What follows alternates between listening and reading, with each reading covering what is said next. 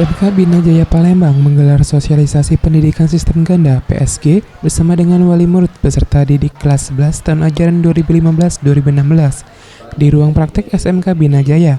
Kegiatan ini berlangsung selama 5 hari dari tanggal 23 hingga 27 Oktober 2015. Menurut Susi Baiduri, Kepala SMK Bina Jaya mengatakan, sosialisasi pendidikan sistem ganda ini rutin diadakan setiap tahun.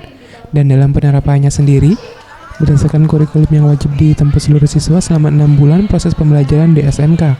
Sementara untuk program magang kerja, ada 4 kejuruan, yaitu akuntansi, administrasi perkantoran, tata niaga atau pemasaran perkantoran, dan teknik komputer jaringan.